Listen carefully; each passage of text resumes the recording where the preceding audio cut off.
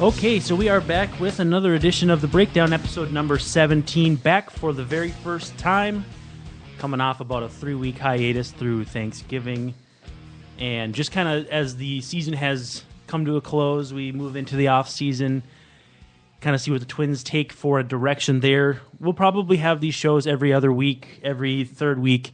We'll kind of take a look at what the fans want, what our listeners want, and what the Twins do from an activity standpoint.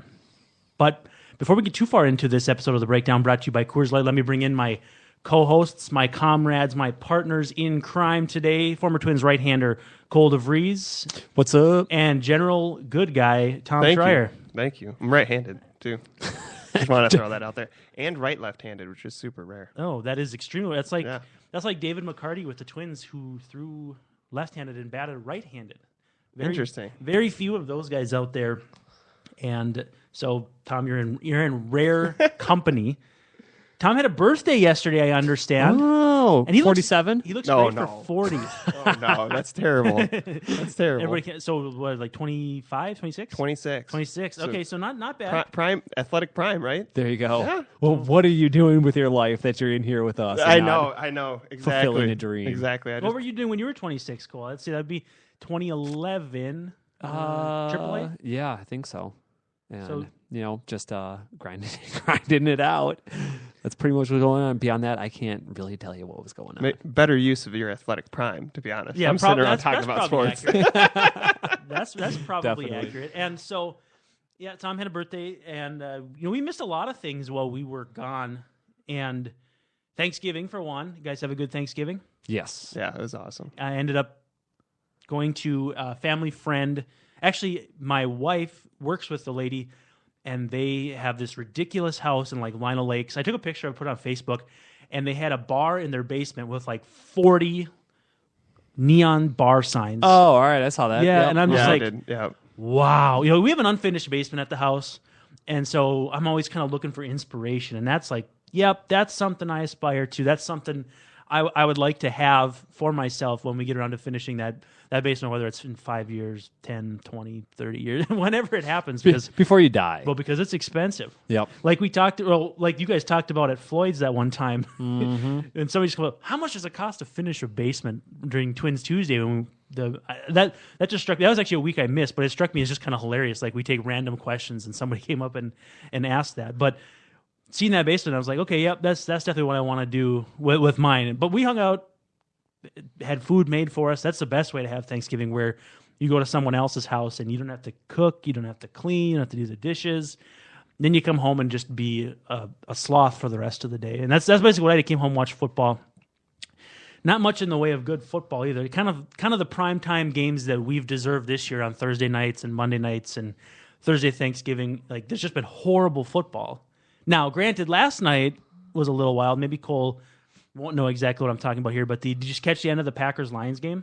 Oh, I walked in right after the game, and they're showing the replay, and that was freaking debacle. Like, amazing. Like literally, okay, if it wasn't the Vikings that were making that play, they're at least going to have to be affected by something that inept, don't you think? Oh, it was. I couldn't believe it. What, Aaron Rodgers throwing a 70-yard seed? Basically a seed. The football also looked like it was 40, 50 yards up in the air on this massive arc. And caught by a tight end.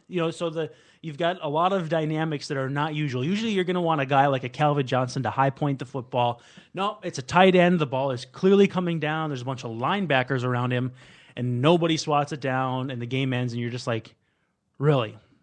Detroit is the first team in NFL history to lead for 60 minutes or to not trail at any point in the game and lose because of a quote-unquote phantom face mask. Did you see the penalty beforehand? So Rodgers did a really good job of selling that it looked like he was face masked. He was definitely not. I mean, if the guy got one finger wrapped around the face mask for like a tenth of a second, that might be the extent of it. But it was just like the Vikings fan angst was palpable afterwards. Like, okay, Teddy got face masked. There was no penalty against the Packers, last week or 2 weeks ago or whatever. And now the Packers basically win the game on the strength of being gifted this last second play. And so, again, the angst was palpable. Yeah, I saw the replay. I was actually at McGovern's after the Wild game that night. And first of all, when I saw the play, live, I said that's the most Detroit thing ever. I think Joe Posnanski had a funny tweet, which he's a Clevelander, and he said, you should just combine the Lions and the Browns and just have all the misery in one organization. But I saw the replay just in real time, again, not going online or looking it up or anything. And I just, in that one instance when they replayed it, I go, no way he even touched the mask. Now, I guess he did touch the mask, but this wasn't what the penalty was designed for. It wasn't letter of the law. Yeah. It wasn't letter of the law execution of the penalty. So that was frustrating. Again, the Vikings are still playing from ahead. They still control their own destiny. I guess that the apocalypse is happening outside while we're sitting here. It's good. Maybe our hot takes have set off an alarm. Maybe they know my wisdom teeth are gone and I'm not going to be imparting very much and the takes are really going to be heating up. Hope everything is okay out here on 35th Street. But anyway, a couple other things that came down while we were on hiatus. Rod Carew, word came out that he had suffered a very serious heart attack. Actually happened, I think, in like October, and people didn't really know about it, but the story kind of came out via Mike Berardino, who's kind of the Johnny on the spot with everything Twins related. Did you ever have any experience with Mike? Not outside of him interviewing me after games. Yeah, he's got a he's got a very distinct style that people love or people hate. I really like Mike because he's a grinder and he works really hard to be the go-to guy in this market.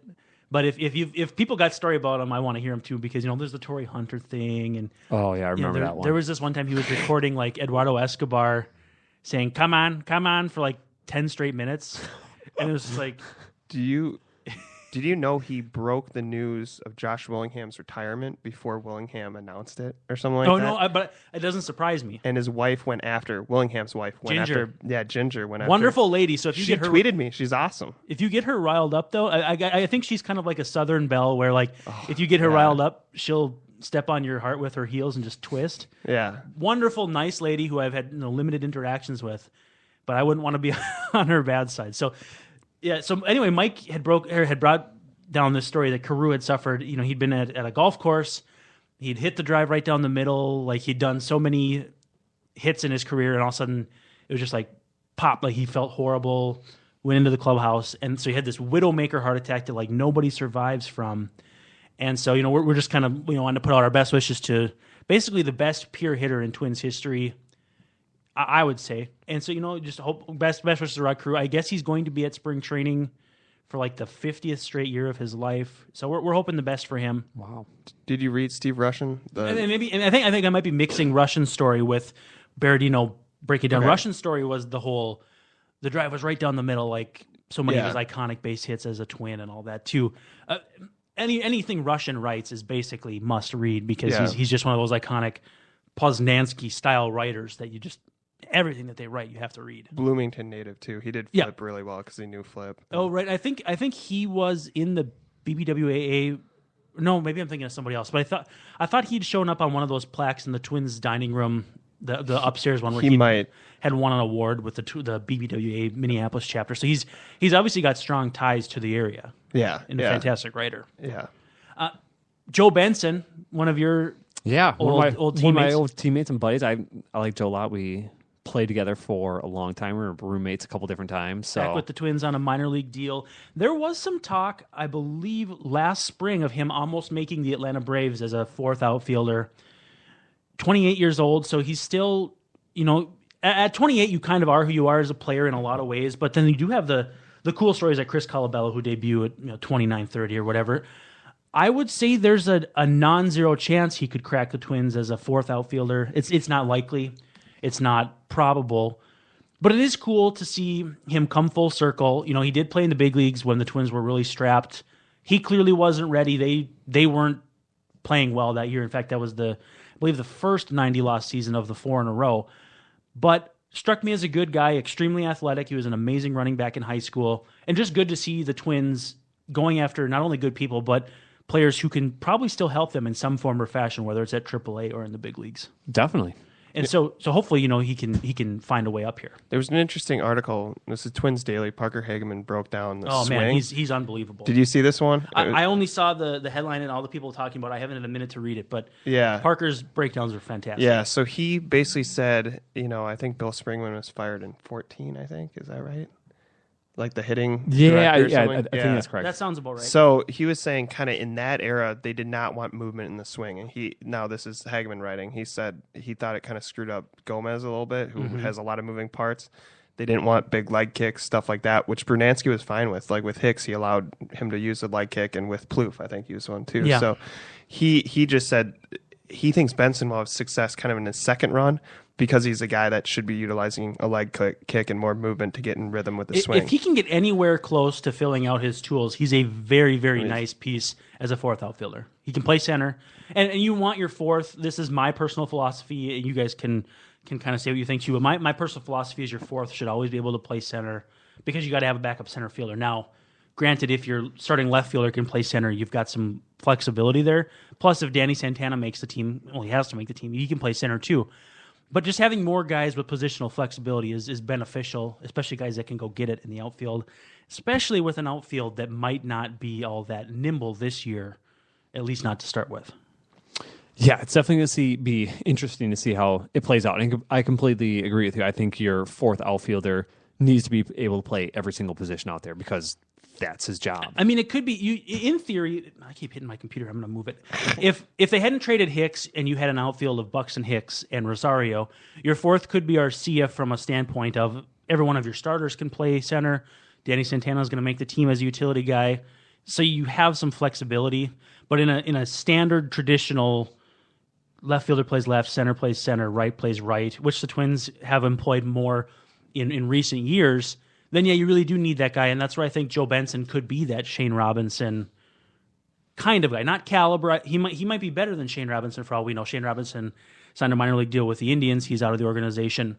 But it's an opportunity for Benson to maybe make the team. Yeah, younger and more upside. I would like to see him have success just to see what it means about the Twins organization. It seems like maybe catching up, especially with kind of these moving parts. That was Chris Colabello had an issue with that too. Lots of moving parts in his swing by design, and Bobby Tewksbury, I think you interacted with. Yep. Yeah, he said, look, I mean, I'm not going to ruffle feathers in the Twins organization, but they need to get on board with this, basically.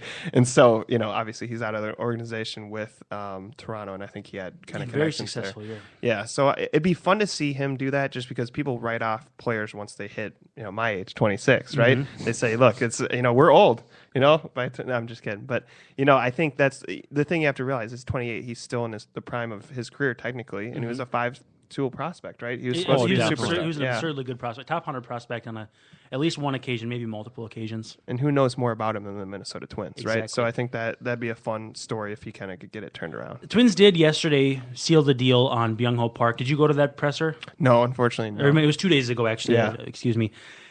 And so 4-year deal, $12 million. So a little more than Jung-Ho Kang, who had signed with the Pirates a year ago, was a Rookie of the Year finalist. A couple things here that I want to get into before we break this down. Park is 29, so they signed him in the sense that I think he is who he is. He's not going to be a guy that's going to play 3 years in the minors and come up.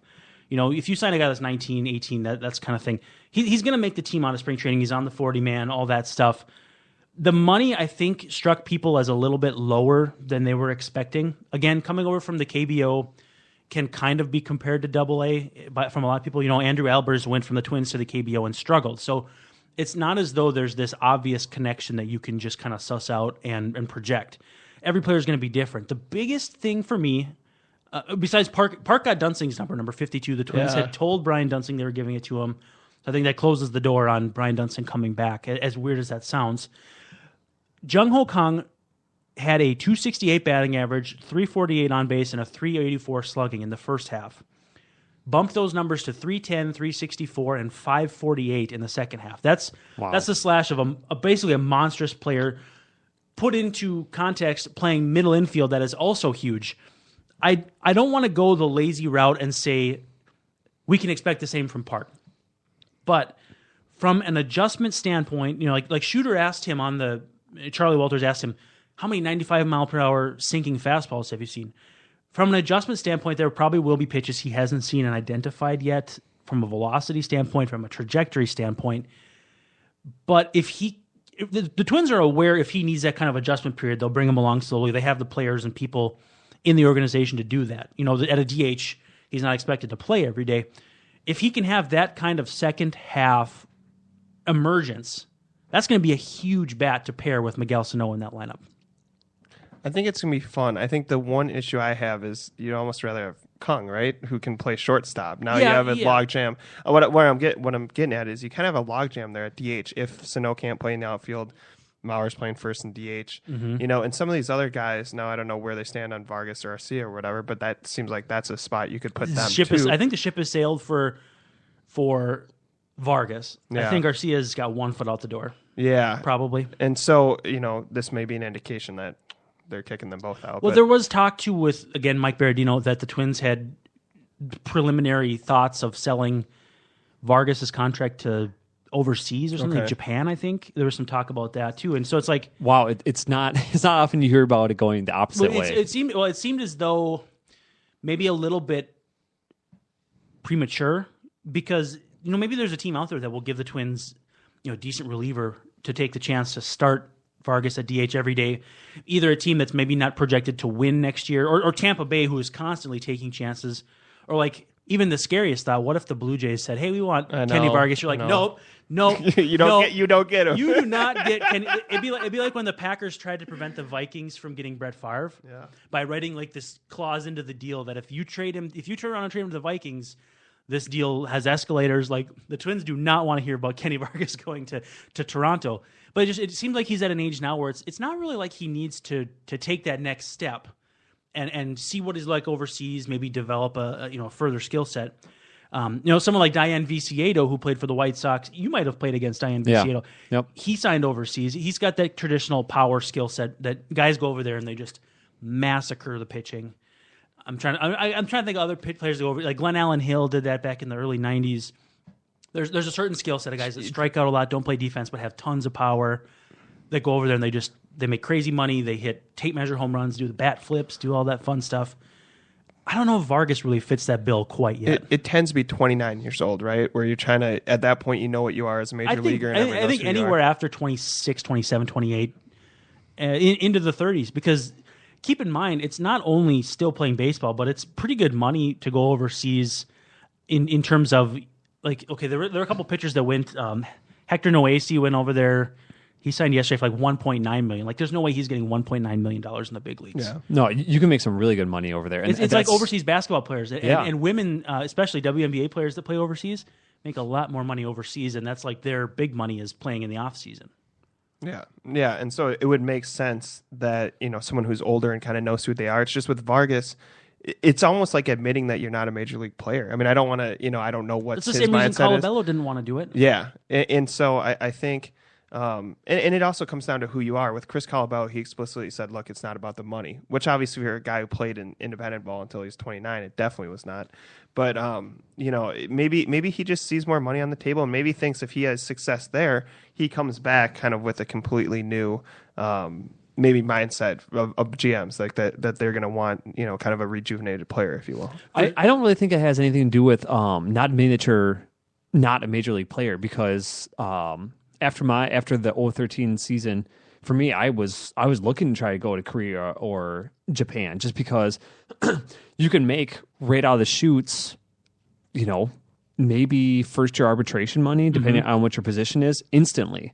Where here, I would have had another 2 full seasons of major league minimum, and the earning potentials initially are so much greater. And so the way I look at it is you got to look where the money's on the table. Yeah. And if it's on the table in Korea or Japan, well, I was going to snatch it. It's also a life-altering amount of money. I mean, let's be honest. If Korea called today and offered you $1 million, that's more than you're going to make in probably a number of years doing what you're doing now. So it is a life-altering amount of money that you can't think of it through the lens of just a one-year opportunity, but also an amount of money you have for the future. I mean, that's just the reality of it, isn't it? Oh, yeah. So, I mean, that's great discussion. That's how I want to wrap up the first segment. Still got a lot of Twin stuff to get to, so we're going to call an audible and do a little more Twin stuff into the second segment before we get into today's focus, which is sports cliches, which I know everybody absolutely loves. So let's pause. We'll come back with a little more Twins discussion on The Breakdown, brought to you by Coors Light. Hey everybody, my name is Joan Vorderbruggen, and I want you to tune into my new weekly podcast, Joan of Art, on the Alive and Social Network.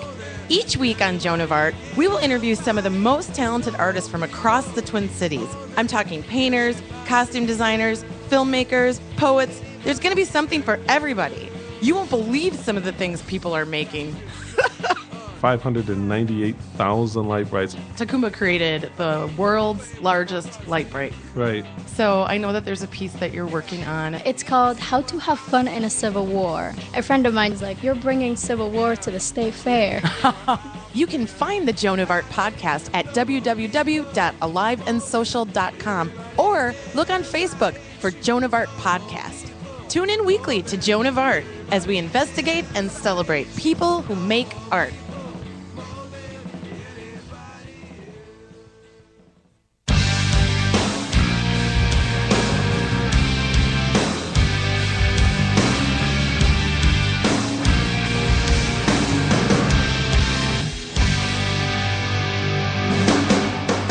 I actually really enjoyed that discussion, and we had a spirited discussion off the air during the break too. So let's dive back into the idea of playing overseas. Cole, you had said you would have definitely been enthused with that idea. I get the sense that in some respects that would make you different than a lot of current players, but knowing you as well as I've come to know you between 96.3, doing our drone videos and stuff, it makes sense to me because of your traveling affinity as well. But there's other reasons too that you would enjoy playing in Korea, Japan, China, wherever. Yeah, I mean, I would just love it for, like you said, the travel and the cultural aspects of just living in another country. That kind of stuff just fascinates me, and I love it. But the other side of it too is that, like I was talking about before, you need to go where you know the money is. Mm-hmm. You know, myself, I was just an average Major League Baseball player, and there's a lot of those walking around in the minor leagues, and so you never know if, as an average guy, if you're going to find a team that you're going to be able to stick with for 4 or 5 years, or maybe get a small contract where you can get 10, 15 million. You never know what's going to be there, or if your opportunity is going to be going over to Korea or Japan, and you play, I will use the same time frame, 4 or 5 years, and you make 7 to 10, a little bit less, then your potential to make money is less over in those other countries. But still, we're talking about a lot of money. And, my thing's always been, go where the path of least resistance is. And if it's over there because they're willing to give you $1 million contract out of the chutes, well, you mean you're not going to make that until you're at arbitration over here. And some guys come back, and there's that added benefit.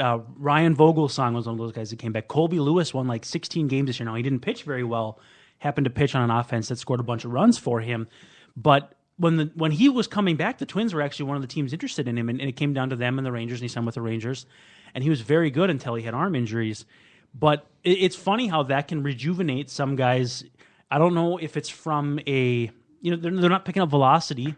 They might be learning something from the players over there from a sequencing standpoint, something that is making them better players. But most of those guys, I think, come back as better players than when they left. I think it more just kind of comes down to just their game maturing. Sure. And just getting more games, maybe a little bit different situations. So they might be learning how to react to a situation that they didn't quite know how to react to in previous years, previous games. So I really think it has to do with that, because I don't really know if there's anything going on in those other countries that is that secretive. The game is a universal language in a lot of ways. It is, but the games are also very different. Playing in Venezuela for that one season, I mean, it's a different game down there, and it was a little tough for me to make those adjustments just with the mound and the strike zones and stuff like that, and the fields. So it definitely is different. The one thing I want to do, and I don't want to hijack the discussion, a friend of mine had pitched in the big leagues. He was a Rule 5 pick with the Twins, from the Twins to the Padres. Anyway, he went and pitched I'm pulling up his page now. I'm trying to remember where he went and pitched in foreign leagues. I think it was Korea. And the funny thing he said was it was at a time when players from America weren't as welcome.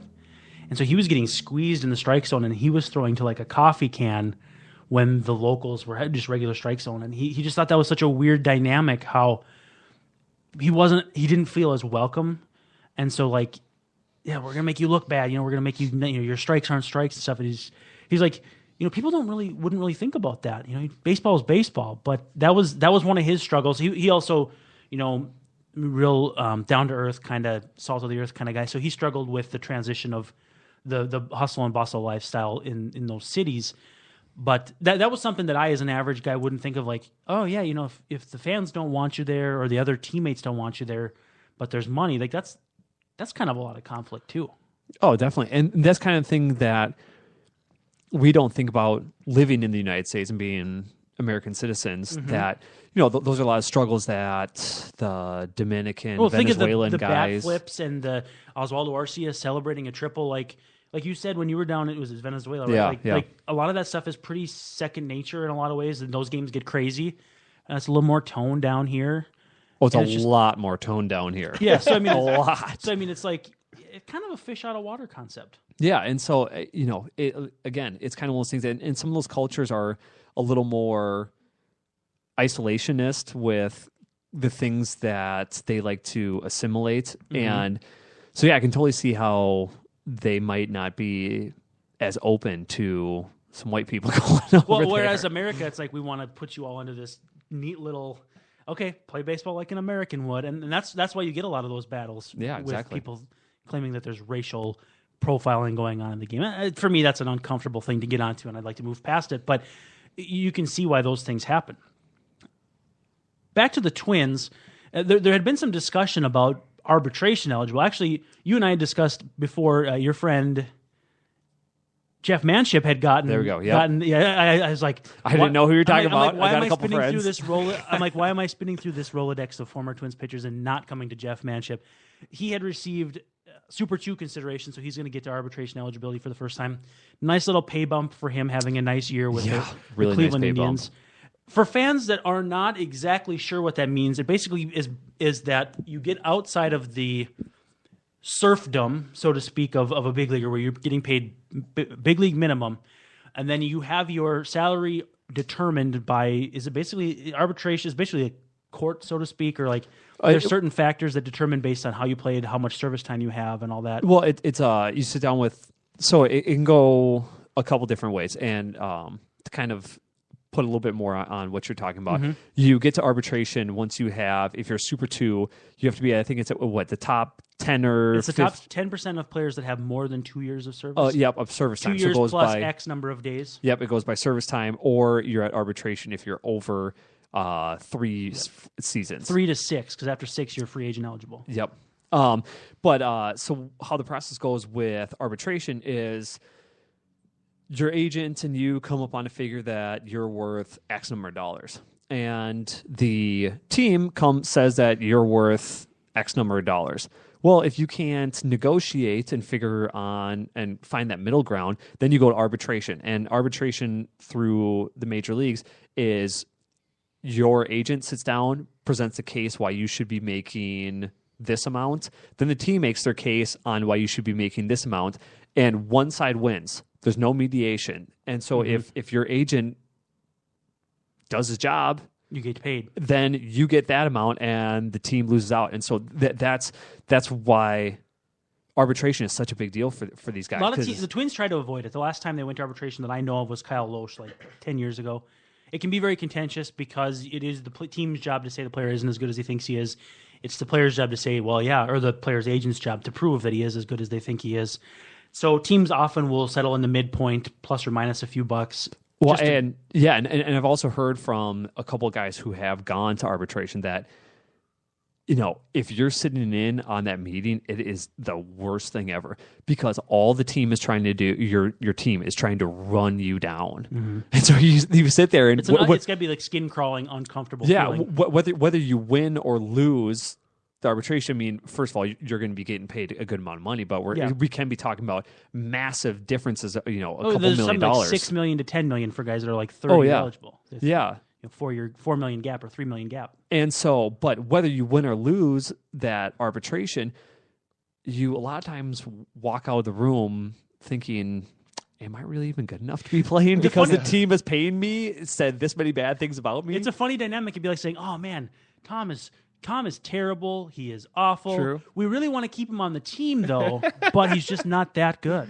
Like it's a weird dynamic. Like you're good, but you're not as good as you're not this good. And it's just like, oh really? And that those kind of situations are a lot of the situations why fans don't understand some of the ins and outs, and why players try to get absolutely as much money as possible, because sometimes you go into situations like this where the team who you're supposed to be a part of and doing your best for is just making you feel terrible about this amount of money. And so, that's why some guys try to stick it to the team, and that's just one small situation, and there's all these other ones, but you really have to look at that it's a business, and this team wants to try to, whatever team you play for wants to try to pay as little money, flip side, as little money as possible, because it's a business for them. Well, it's an extreme case, but it can cause ill will where players will not want to be on that team exactly when free agency comes up, or it might cause enough of a rift between. I mean, I think that's probably pretty rare, and you're not going to hear about it, but underneath it all, if you have a big fight for your third year of arbitration, 1 year later, you're going to be like, geez, do I want to spend 5 more years on this team? That kind of thing too. Yeah. All of this is a roundabout way of saying the Twins had 6 arbitration-eligible players: Casey Fien, Eduardo Nunez, Trevor Plouffe, Kevin Jepsen, Tommy Malone, and Eduardo Escobar. They tendered all 6. Did any of those surprise you guys? Fien, maybe a little bit. Fien, because he had such a rough year. Yeah. Again, relief help is cheap. It's a 1-year deal for probably about $2 million. A year ago, there was talk about whether or not they would tender Nunez. Nunez had a really nice season, played better defense, and was kind of a jack of all trades for them.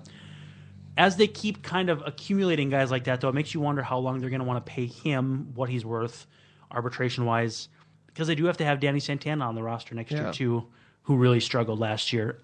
Honestly, the one thing I take away from this, Plouffe was going to get tendered. Malone, he didn't have a great year, but he was okay. The acquisition of Jepsen becomes a much more brilliant move in that the Twins did not sacrifice assets for a rental. They got a guy who was going to be around at least another year, and maybe longer if they sign him to a longer deal. But making a trade in July for a guy that you're going to have more than 1 year of control on, like your light bulb starts flickering. Like, okay, Terry Ryan was onto something there. That makes more sense. I'm not terribly surprised that all 6 of these guys got tendered, though. No, you're right. I guess Tommy Malone, I kind of wonder what his long-term future, or if there is one with in the last segment, I'm going to ask you guys, too, about your rotations for next year. I don't suspect he'll be in mine or any of yours. Yeah. So we should touch on that. Yeah, I for mean, sure. maybe he'll be a number 5, but I don't know. I don't view him as a guy. His value is in being a swingman that can go back and forth from AAA with options. I believe he'd be out of options going into next year. Yeah, I think you're right. I think he... Because of all the time he spent with Washington and Oakland. I think he burned his last one this year. Right? Probably. Yeah. He went down there and dominated. Striking guys out. Yeah. So he shouldn't be in AAA. And again, he shouldn't be in AAA. No, he deserved to be in the big leagues on merit alone. He'd had a couple nice years with Oakland. He'd pitched well. He's not that kind of big league pitcher that's going to wow you with anything. And so I think when you've got better options internally, you just go with them. It's not a slight on Tommy Malone for being who he is, which is a perfectly reasonable big league pitcher. It's just a numbers game. I mean, you guys agree? Oh, yeah, definitely. So the Twins filled their 40-man roster. They claimed John Hicks from the Mariners. That is probably in response partially to Josmil Pinto getting claimed off waivers by the Padres. There was a period there where, if I'm not mistaken, the Twins had one catcher on the 40-man roster, and it was Kurt Suzuki. It wasn't a very long period. They executed the Aaron Hicks trade not long after that. But there was obviously going to be some movement on the catcher front. Hicks he kind of looks to me to be a poor man's John Ryan Murphy. If people aren't really knowing who I'm talking about, Murphy is the guy the Twins acquired for Aaron Hicks. Apparently they have a Hicks quota in the organization, so they had to go get another one. But defense, he threw out like 50% of runners in the minor leagues, which you like to throw into a guy that throws out half of base runners. Love that. So apparently a good framer. Not much of bat to ball skills, but supposed to be just a decent offensive catcher. That's a pretty low accomplishment gap, achievement gap, because offensively catchers are not real strong in the game right now. But for a third catcher, swing man between the roster kind of guy, I think they decided to move on from Eric Fryer and who signed with the Cardinals. Herman. It's a nice, and Herman too, who got traded to the Diamondbacks. I think it's a good move to just get a third body. They weren't going to bring up Pinto to catch. The Sun had kind of set on his time with the Twins. It just seems like a logical move to me. Granted, it fills out the 40-man, so they can't, draft in the Rule 5 draft without making a move. They can't sign anybody without making a move.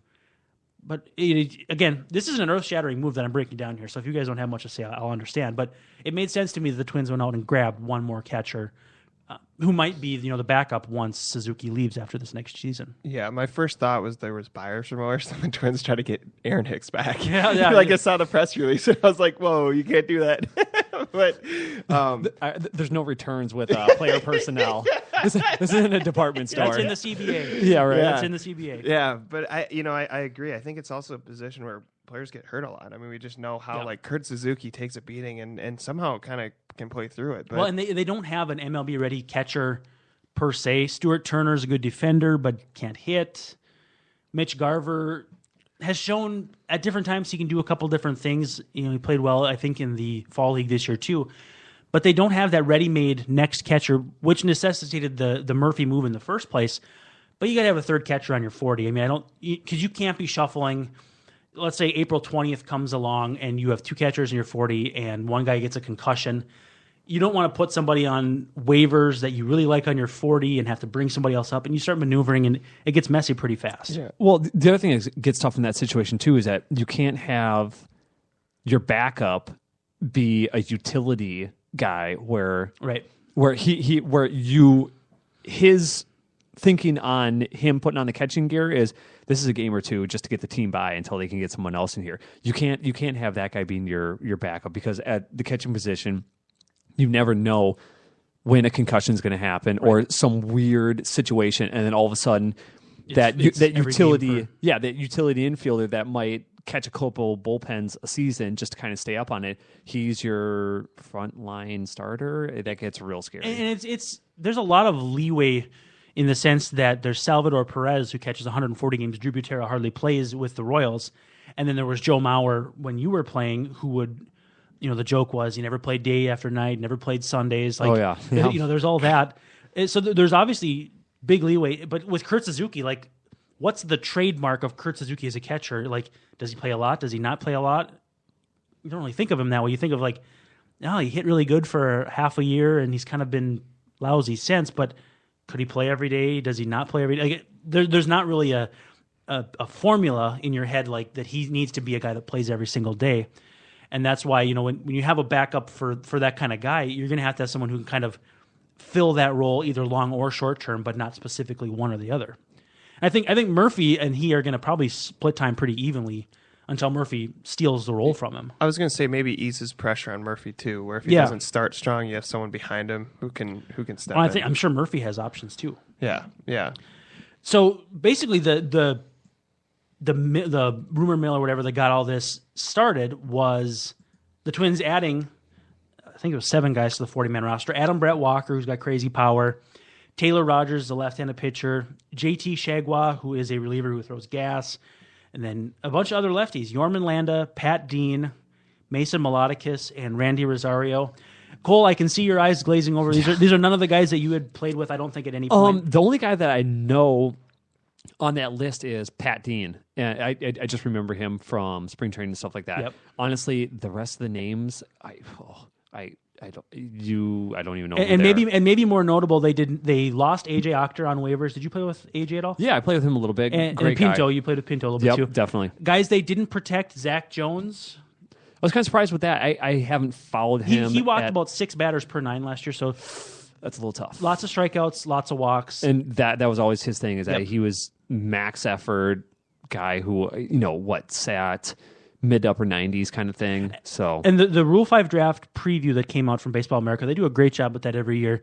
he's one of like 15 guys that throw 98 with no control. Those are the guys that teams usually look for in the Rule 5 draft. Not the Twins. The Twins want 92 and the Ryan Presleys of the world. And Ryan Presley turned into a pretty nice reliever for them. And J.R. Graham threw harder too. But the Twins don't usually go after that 98 with no control guy. They're usually 94, 92 relievers with some control, but they're not polished. And well, the thing that's tough about that too, and I think why the Twins don't do it, is because usually those guys that they've grabbed in that Rule 5, they want to insert them in some role right away, where if you have a guy who's 98, no control, and he has to be on your big league roster all next year, it's kind of like... it's not going to be a long guy. Yeah. You don't throw 98 for 3 innings. Yeah, it's kind of like, where do you put this guy? And I mean, like guys like Andy Sisco a few years ago for the Royals, like that worked out for a while. But it's a narrow band of success as a Rule 5 pick. Definitely. Corey Williams was another guy. The Twins had used a high draft pick on him as a left-handed reliever, gone through some arm issues. And then Felix Jorge, a minor league pitcher who Terry Ryan said reminds him a little bit of Irvin Santana body type. Were you there when he said that, Tom? I don't recall. It would have been like the last couple weeks of the season, and Felix was pitching for Cedar Rapids, pitching for them in the playoffs. So I looked him up. He does look a lot physically like Irvin Santana, slight build. But he's 21 or 22 and hasn't pitched above high A yet, so probably no risk of him going in the Rule 5 draft. Oh, they took him off? They didn't protect him. These are the 3 guys they didn't protect. Yeah, I Jones, mean, Williams, and Jorge. It always drives me nuts when guys either get put on the roster or get selected in the Rule 5 that never even played in a Double A. It's like, how? Kepler is pretty much the one guy where that happened where you're like, okay, because Max Kepler had to be protected due to his age and when he was signed and where he was signed. He had to be protected after high A. And it worked out. I mean, he's now a legitimate big league prospect. But there are some times where it's like, oh, yeah, what's this guy going to do for the team in the near future? Because they have to crack the roster within 3 years. Mm-hmm. So, I don't know. Mike Pelfrey signed with the Tigers. That news came down this morning. 2 years, $16 million. Scott Boras is a genius, dude. He's a wizard. I mean, I don't know how... really nice. How do you get a $3 million a year raise after the last 2 seasons that he had? And again, the ERA was okay, but you look at the underlying stuff, the WHIP, for me, good WHIP, first half. For me, WHIP, walks, hits, innings pitched, is a pitcher's blood pressure. It will always give away underlying issues. You might have a nice, fluffy ERA, it looks nice, but if you're getting up a ton of base runners, you're on the verge of a heart attack or a stroke. You know what I mean? And so it's like, okay, 1.40, you cannot sustain that and be a good pitcher because you're allowing literally 3 base runners every 2 innings. Like, you're going to get bit, especially when you don't strike anybody out. He's going to be okay in the sense that they've got a really good defensive shortstop and he rolls a ton of ground balls. Iglesias is a wizard at short, but I don't see how this is going to work out for them. He was high pick, right? 9th overall pick, I think, like Pelf? 5. Yeah. Yeah, was it the same year as Hoshaver or the year after? 2 very similar guys, though, from a not great starter, but I thought Pelf could be a great reliever. Nobody seems to agree with me in the big leagues. So no, I thought he should have gone there and Trevor May should have stayed in the rotation. Right, exactly. I think that's probably what the move. But I feel like Pelfrey if you were going to build a pitcher, that's how you'd build one. Big, kind of velocity. He's a big dude. But the thing is, I think he's almost too nice. I think that he's a good guy. And maybe he's just not a killer on the mound. I don't know. Maybe that's crazy. That could be crazy. He's got a little bit different personality when he's pretty fierce. There. Yeah. Okay. Good. I don't know if he's gonna be ripping your face off, but he's got a little fire to him. Okay. Good. I like to hear that because he always seemed so defeated in the clubhouse, and it was just like, man, you're physically gifted and all that, and then it's just like he didn't have answers. And I think it was just him being honest. He was a really great media. Yeah. Oh yeah. Media confidant, kind of savvy guy. Yeah. But it's just like, man, you feel bad for the guy. How did this go over in New York? But he'd have like weird things where he just lost control. Like he'd be pitching really well and then would lose control of the ball. There was a time in Cleveland they were up like 8-0 or something, and he gave up the lead. And I was like, this is just the most Mike Pelfrey thing ever. Well, it's a veteran guy it's the veteran. You don't want rookies. You don't throw rookies into the fire because if that happens, it can ruin their psyche. But a 8-year vet, it's like, okay, it can happen to anybody then. Yeah. Yep. Another thing that came up with the Park presser was Miguel Sano on the outfield. Is this an elaborate ruse, or do you think he will play in the outfield? And Cole, God, this just irritates me. If he was playing in the outfield for you, would you rather have him in right or left? If you had to pick, I'm making you pick. I'm not letting you. I was going to say, No, can no. I have him DH? I'm not letting you cop out. Third choice. Oh boy. Ugh. Well, I guess my thing is, who do I have at those other two positions? That's very important. Okay, let's say it's Eddie Rosario and Byron Buxton. All right, You can put them in any order you want. If those are my other two guys, I guess I don't really care because Buxton's probably got the weakest arm. The other two guys, The other two are rockets, so it's so it doesn't matter. Yep. And so I would probably say maybe. See, I'm putting Miguel in right because he's got a rocket and there's less room out in right. That's kind of what I was thinking too. Mm-hmm. Yeah, so it's a flip of the coin. But here's the funny thing: Terry Ryan says he's going to play right field. Phil Miller comes out today.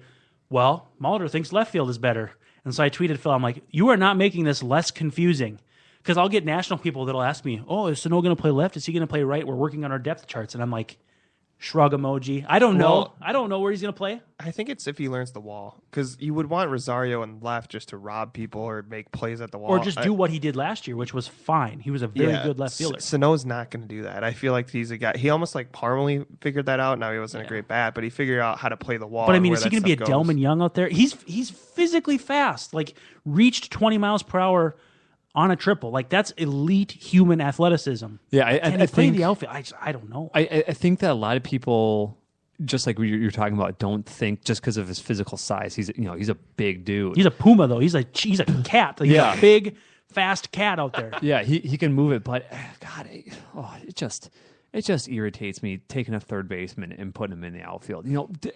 Play him at the position that you have groomed him for the whole way. Why is he trying to learn a whole new position in the big leagues? The devil's advocate here is Alex Gordon, though. I've said that before. Yeah, okay. How many more you got though? Besides Alex I Gordon? didn't know there was going to be a follow-up. Yeah, well, I'm I didn't know there was saying. going to be a Well, hold follow-up. on. Then you have the Plouffe issues, right? Where Trevor Plouffe was shortstop, and then Third. he was, but was in the outfield at first, right? I would have thought he would have made a fine outfielder again. He did play fine in the outfield. He had a rocket out there. But yeah, people were getting on him because he was throwing it over the first baseman's head, and I was like, well, this guy hasn't made that throw in the minor leagues. And they don't. That's what I'm saying. Yeah. But they don't want to ruffle his feathers as a vet. It's like if he plays in the outfield and Sano plays third, you're not creating any new issues unless you think Trevor's going to be upset, which maybe. But he's also becoming a good third baseman. That's the other thing. That's the other issue is he is one of the probably 5 best defensive third basemen in the American League. Again, that's 5 of 15. That's not a huge achievement, but he became competent. He became the new Corey Koski instead of a joke. Yeah. And now, at first he was pretty bad. I mean, it was pretty bad. Danny Santana did he play in the outfield in the minors? Because they kind of Not really. They threw him out He's there been in playing center. And second in the Winter League. They're going to make him into super utility as I forecasted in 2013. Yeah. I've been banging that drum longer than I can remember. Yeah. And so I get fierce about that when my takes come to fruition. No, there's some track record of it. It's just like at some point, why aren't you recognizing in the minor leagues that you may need to do this? And so like, hey, have Sano go in the outfield in AAA Because they don't want the development to be stagnated by a new position. They want the bat to yeah. develop before they mess with them. Yeah, that makes sense. I don't know. There are teams that I think have ruined guys by moving them around. Before we go into our final segment, I wanted to ask, we're getting into the shank of the offseason. Jordan Zimmerman is signed with the Tigers. David Price with the Red Sox for all of the money.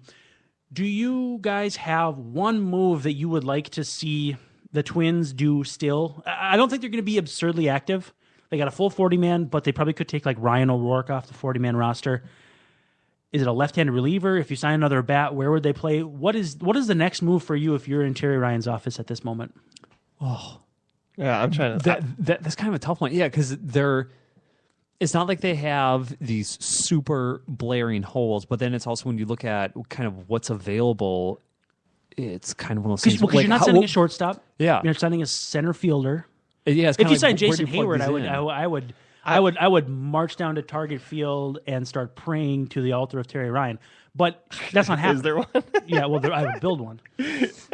I would build a bronze statue with my bare hands. Really piggybacking off of your idea here, Cole, I thought that they should have gone for Cespedes or Hayward. Kind of what you guys are saying. You need that. If you're going to sign a talent, it has to be an elite talent that gives you something you don't already have.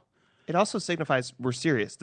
We're going ahead of 83, not taking a step back or whatever. That's always the intent. But it would totally be Terry Ryan changing his stripes after 30 years in the organization. Yeah, I don't see. I agree with where you're coming from, but I don't see. Yeah, there's no way. Terry doing that, because outside of Joe Mauer, who have they given a contract to who that's going to be that kind of money? Torrey, Radke, and Johan all got that preemptive contract, but they didn't get the free agent contract. No. They got that, we're going to take care of you through arbitration or maybe a year or two deal. I just don't see it. We're gonna go to the third segment here. I will say this. Joakim Soria. Wow. Go get a reliever. Multi-year deal. Seal up the back end of that bullpen no matter what you do with Trevor May, because you could have a bridge with Jepsen, May, Soria, Perkins. That'd be pretty good. That does put you right in the thick of things. Are you going to give him a 3-year deal for $27 million? That's more than Glenn Perkins makes. But that's the other thing. Glenn Perkins has health issues, and he's great, lights out when he's good. Right. But you might want insurance just in case. You also need the insurance. Yeah. So let's do this. Let's pause. We'll come back. We're going to talk briefly about sports cliches that we hate. Just when you thought it was safe to go back online, along comes this hit show. Do you want to do this? I will do this. JB, let's not battle our guests. You're being nice. Yeah. In a world full of hit shows, this one's the real deal. I'm refusing to engage in an argument that doesn't exist. I'm not arguing. Twin Cities Hit Show. Oh my god! Oh my god! Hey, see, this is how fights start on pedal pubs. This is exactly. He's just all that red-headed anger just came up. It's all in his chest right now. The Twin Cities Hit Show airs live daily, 9:30 to 10:30 on the Alive and Social Network. Oh, Shannon, welcome to my world.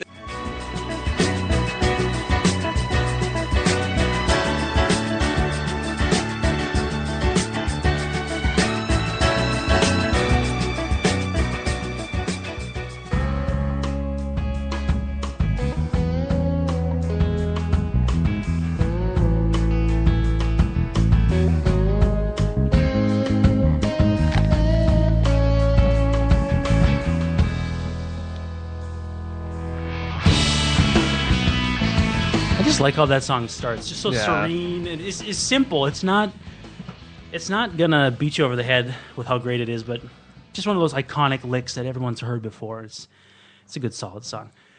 Well, obviously after coming off of a hiatus, we've got a lot more to talk about than I had anticipated, and so we're kind of bleeding segments here a little bit. Nothing wrong with that. It just means that we're filling people's ears full of stuff. So the one thing I wanted to get to today was sports cliches that drive us crazy. Cole, I wanted to ask you, is there like a media training that they put players through when you go to an organization to kind of teach you how to deal with?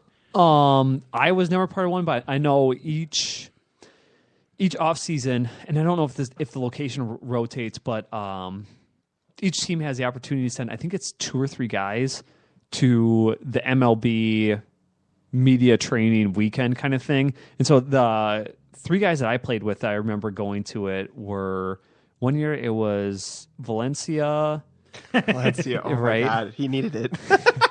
Hey, he loves Danny Valencia. I love Danny Valencia. He just oh man, he was bad at that. Yeah, and then I think that year was Alex Burnett and maybe Jeff Manship or something like that. Wow. And then maybe Benson and Parmley went another year. I can't really remember, but so they have that opportunity, and what they talk about there, I really have no idea. I never got sent to it, so either they didn't think I was going to be. Were you glad you didn't go?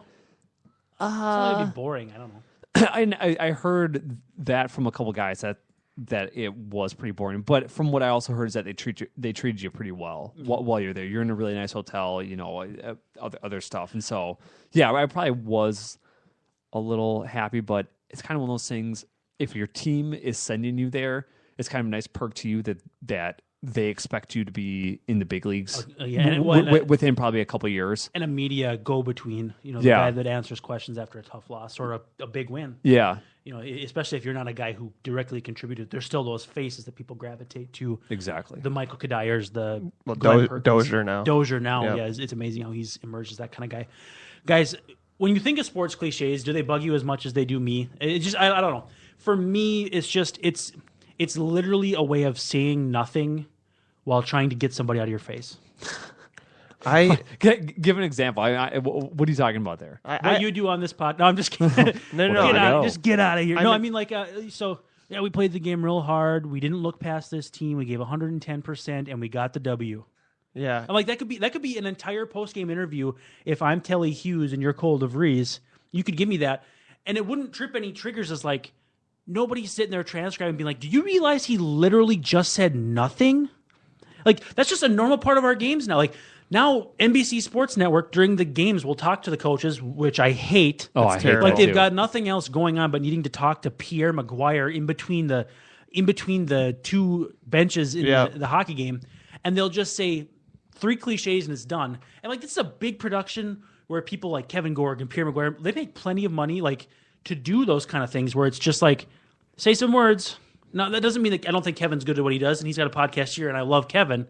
So, but at the same time, it's like from a level of what they're putting out and taking back in, it's like, how do we decide this was an integral part of the media thing in a game to give them a microphone and just say nothing? Here's what I'll say. This is when it bugs me, and this is when it doesn't. I think the focus thing is a good point at that point. When you're in the middle of a game and your job is to focus and win, you can say, look, basically, I need to focus right now. Or we need, the way coaches say it is we need to pick up the intensity or pick up our focus or whatever. What players tend to say is I need to focus on, this practice, this game, whatever. Afterwards, I feel like that's a way to skirt a question. You say, well, I remember when the Vikings lost to San Francisco, they said, we're on to Detroit. We're focused on Detroit. It's like, well, you don't want to address what went wrong in the San Francisco game. So it's the same words, but a very narrow band of when they are and aren't acceptable. Yeah, I think that's a really good point. I didn't think of that either. That's a really great point. So that's my big thing is if you're avoiding offering content or offering insight, that's when I have an issue with it. I think that we need to get away from, these in-game interviews or even some of the now you can't talk to pitchers right before they start. Like right, that's a good rule. That's an unwritten rule, but it's known. I broke it and got in trouble for it. I know. Like, as a young reporter. That's in fact the Cubs fans are so smart that like Ted Lilly would walk to the game and people would know you don't talk to him. He would walk through Wrigleyville and nope, you never talk to the pitcher on the day he pitches. Like that's a smart fan. That's hilarious. It's a really smart fan. That's awesome. The thing that I think that has fed this culture of cliches is that media availability is more often than there are interesting things to say. Oh, I completely agree with what you're saying there. It's just that everyone is looking for so much content that there is no way any 10 average people can fill it. And so when you have, and this kind of comes down to my experience, when you have people asking you so many different questions, sometimes you just kind of tune out or it's just that it's like, okay, I'm done with this. But for some reason we're conditioned to the idea that if Cole and you had a cinnamon roll recipe and Cole read his, that'd be like newspaper level stuff, and you got to put it in there because Cole said something that any person could have said. Like, that's not to diminish your accomplishments, but like, don't we think it's a lot more important when we've got space filler quotes from Joe Mauer than from Nick Punto? Yeah. There's that level of like, and Joe Mauer is the king of saying nothing in interviews, and that's not to say anything against Joe Mauer from a personality standpoint or whatever, but I interviewed him and I was talking about how he had been shifted all this time this year.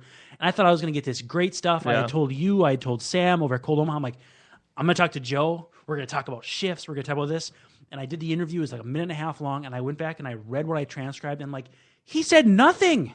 Yeah. He didn't even say anything. And in the moment, I'm just like, I'm talking to Joe Mauer. He's saying words. And like, I was conditioned to believe what he was feeding me made sense. And then I literally read what he had said. Nothing. You know what, though? The funny thing is sometimes I'll leave a practice or leave, with the Twins. You can sit around there before Molitor speaks or whatever, Gardenhire at the time. And I'll be like, I'll talk to a reporter and they'll be like, that guy said nothing. And I'll go back and transcribe it and be like, he said nothing that's either a soundbite or quotable in your story. And the problem is, especially post-game, these guys have their stories written, and it's really like an ad-lib assignment or whatever. Mm-hmm. You know what I mean? And of course that's going to drive anyone who you're interviewing nuts. But I'll sit there and I'll be like, you know what? They actually did offer something insightful. Well, you need to be driven by the content, not the other way around. Yeah, and that's just journalism 101. But the unfortunate thing is, your editors and these companies need, mass-produced information, and it creates this culture where you're not listening. And if you do listen, sometimes you go, look, they said something insightful. It's just not about the game. It's actually about how, you approach this hitter or something like that. And that's a story in of itself. And that's the issue I have. I completely understand when an athlete goes, this is nuts. I literally am giving you good information, but it's not exactly what you want or from your perspective. So you completely throw it out. I think there's a Torrey Hunter complex, and I think we've discussed this in passing before.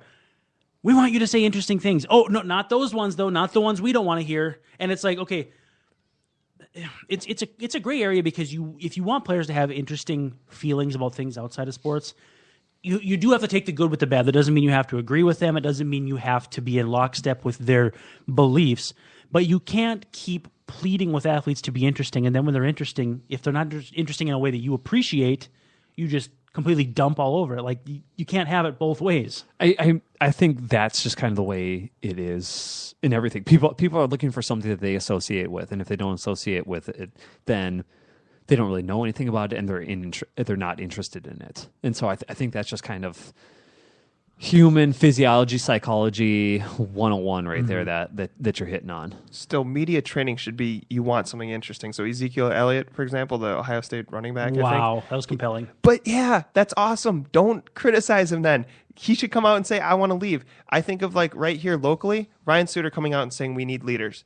We kind of know who he's talking about there. They've had issues with the coach before. As you know, I'm not a big Mike Yeo fan. Yep. I love that he came out and said that. And then, of course, they walk it back. And I'm glad that they agreed and met in private or whatever. But that we know of, that could also be a front. But it's such an interesting dynamic, and I'm sure the Twins. There's probably not Mauer would be your long contract guy, but when you get that long contract, you have more power than the coach. Usually you'll outlast them, and it's an interesting player coach dynamic. And don't ruin that by criticizing the player for criticizing his coach. That blows my mind. I'd much rather have that than a cliche. I'll be honest. I think we've created a media culture where, with broadcasters like. Saying nothing is celebrated. Okay, I took this quote from Chris Collinsworth doing the Bears game the other day, and he said, the Bears defensively, short pause, have played some football tonight. Yeah. And that was like a claim he makes on TV. They've played some football tonight. Like, okay, we've become... It fills the idea of the content, though. We need to fill this content. We need to fill this airtime with words. So you're just plucking them out of thin air, throwing them out there as like word vomit, and nobody's engaged enough to play it back and be like, wait, what did he just say? It was like, oh, he's got a nice sounding voice, and it sounds like he said some football things, so go team. That's the culture of the average fan, I think. Yeah, I don't know if I really disagree with that. This is what drives me nuts, though. Joe Mauer gets criticized all the time for not saying anything, not showing up. People will want to write a fluff piece on him, and he's working out. I'm be like, I'd much rather have your star player working out than giving you fluff quotes. I mean, there's a fresh, and I understand it's a business and you need content, but in my mind, some of that stuff has to be realized too. Cole, do you think there's any chance that this is a crackpot theory I have with Joe? Is that he's competitive and doesn't want to give away anything that could be any kind of secret that he has, so he just doesn't say anything?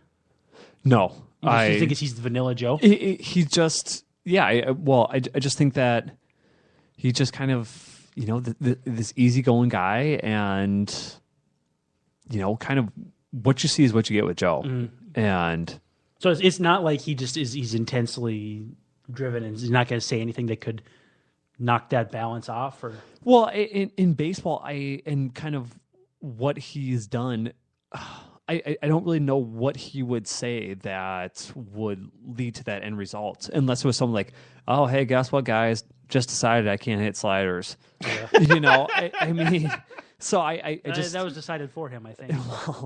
Whatever, but so I mean, unless it was something like that, I have no idea what he would even say that would lead to that happening. Right. That's absolutely true.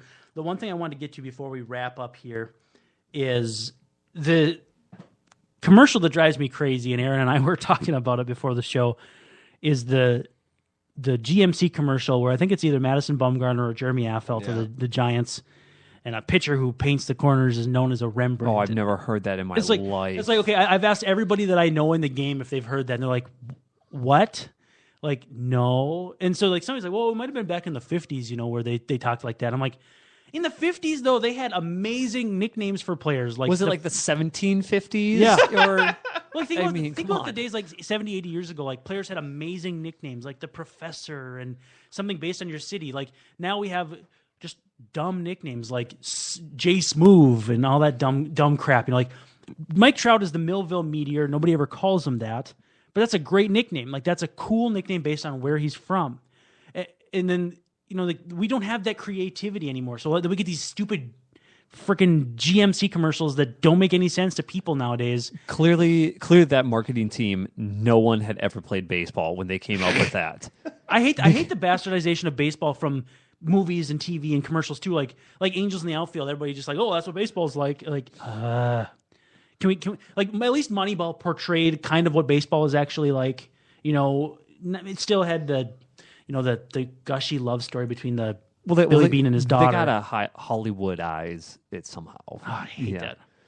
But the GMC commercial just drives me crazy. Oh, I hate that one. It's for sure Madison Bumgarner though, because he won that car. Remember that? Oh, in the World Series? That makes sense. Yeah. I don't know. I hated that one, but that's gonna be a wrap for us, guys. We have gone over the hour, and we're not gonna get to any of the listener submitted questions, which is okay. We can save them for another time. I think we'll be back in a couple weeks. One more episode before Christmas. Maybe we'll put together our Twins Christmas lists. We'll see where the Twins are in their shopping spree, quote unquote, at that point. I was wondering where you're going with that. Yeah, probably not. I don't want anything from them. No, exactly. And so we'll see what we have in store for everybody in a couple weeks. Come back and wrap up the 2015 calendar year on the breakdown. I want to thank everybody for joining us here for episode number 17. For producer Aaron, Tom Schreier, Cole DeVries, this is Brandon Warren signing off. See you in a couple weeks for episode number 18.